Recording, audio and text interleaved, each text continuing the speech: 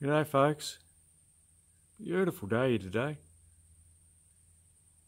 unbelievable. Had a frost last night, so the first one for the year, as we're heading into autumn now. 18 degrees, can't complain. It's fantastic. Well, I've had the car going, guys, and we've had some little, well, it was expected. We had a few little niggles with the carb. First off, we have, they supplied me with 92-100 jets. Well, it's looking like they're way over the mark on that one. I couldn't even get the thing to rev up, like even just getting into the primary boosters. It was flooding itself, I hated it. So we ended up coming back to 82 and 94. So I've left them fairly large in the rear for now. So we've got a nice lambda reading on the boosters around 0.83 to 0.84. So that's acceptable. With no load on it, of course. And we'll monitor things once we start to we test.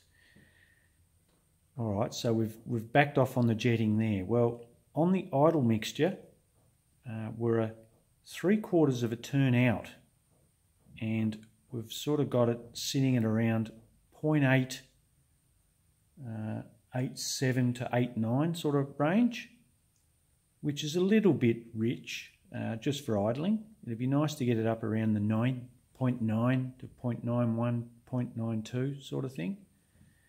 So we've got, they supplied me with 40, number 40 size idle restrictors. Now, I've been in close contact with George on this this whole sort of tune of the carb. He's been very instrumental in getting this sorted out, and he is sending over some 37s. So that'll give me a little bit more tunability with the mixture screws, the idle circuit. So we're in the throes of doing that. Now, I've had another little trouble with it. When you give it a quick rev up, the squirters, it's looking like, what's happening is, it's looking like it sort of won't recover from idle. It'll sort of stumble and die. So we've got number 45 squirters in it too, so that may be too much. So I've just fitted some 37s to bring it back a little bit, so hopefully it'll recover and won't die. So I've just done that actually, and that's something I've got to test as we move forward with it. But no, look, at the minute, if I can get the idle mixture up a little bit, around 0.9, like I said, 0.992, with a bit of scope on the adjustment, which will be really nice, and then that's pretty much very close now to taking it out and testing it, and hopefully, you know, start tuning it. So I'll tell you one thing, guys, I have noticed it runs a lot cooler, the engine. It takes a while to get up to temp now. It's amazing, it really is. I'm really surprised by the cooling ability of E85. It's an amazing fuel, it really is. Another little note to make, I just can't get over how good my oil cooler is at the minute. I run a little pedestal fan. I've been experimenting and playing around with it, and I set that little fan up right at the front of the car there when it's all up to running up to temp. And then what happens is, guys, when the thermo cuts on, you only got to sit in there and you watch the oil pressure rise. It's amazing. It goes up 3-4 pounds of pressure just on that thermo, and with the pedestal fan sort of helping it as well, we start to gain oil pressure, which is amazing. It's generally, I know when it's sitting here idling away, over time it sort of just falls away because of the heat. It pulls so much heat, and you can really tell the difference just hanging onto either side of the oil cooler. So I'm very impressed with it so far. It's going to be amazing, it really is. And that's one of the big things I had a lot of trouble with. with heating or not being able to control oil temperature. So that's an interesting note. Alright guys, we've got the fuel pump and filters apart because I need to change out the post filter, which is a paper element. This one here, 10 micron.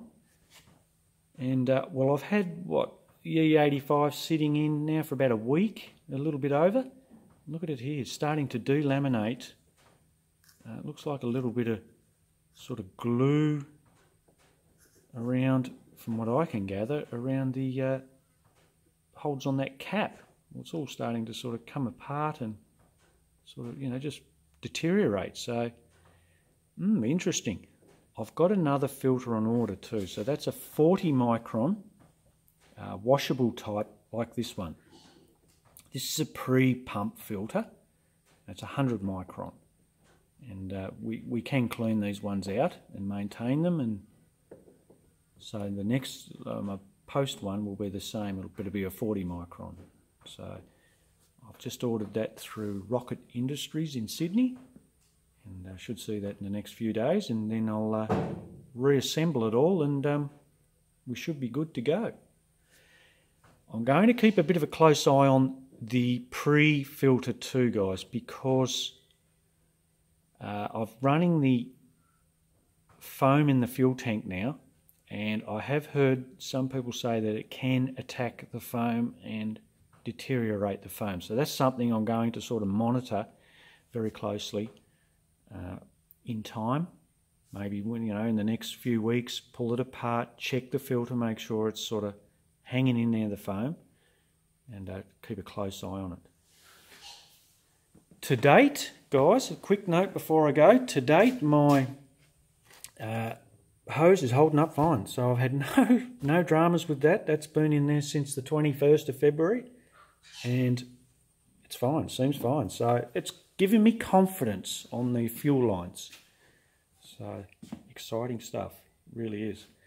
Before I go, I just want to make a mention. I'm doing a little oil pump mod for a follower.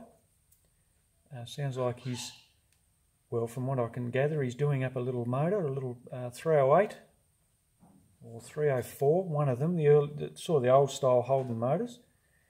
And he's not quite confident on doing the oil pump mod, but he wants to do it. And I said, well, send it over, I'll do it for you, and I won't charge anything, mate. So there you go. What goes around comes around, because you guys, especially the ones that have really helped me make stuff and send stuff over, you know who you are, guys. I am so thankful. Especially George too, incredible, amazing. And honestly, I probably wouldn't be to this stage if it wasn't for you guys helping me, the ones that have gone and above and beyond. It's amazing, and I thank you so much. It's awesome. So the little bit of help I can give out, I don't mind doing it. All right, guys, well, it's where we stand now. We're not far away. Hopefully in the next couple of days I'll have a running and get it sort of ballpark just sitting here, and hopefully soon I can get it out on the track. There's actually a club day this weekend, but it's not happening. I want to get some private testing done, so I've given the call to Greg. I'll put some pressure on him, and hopefully I can get the car out in the next few days or a week, and slowly start on that tune and work on it, and test all the little mods that I've done, and hopefully move forward with it all. Goodness me, I love this E85. It is unbelievable stuff. It really is. And I'm just so excited that I've made the switch, and now I can move forward, tune it, learn about it all, take my time, and it'll just be fantastic. I just can't wait. All right, guys. That's enough babbling from me. I'll put one up soon. I'll catch you later.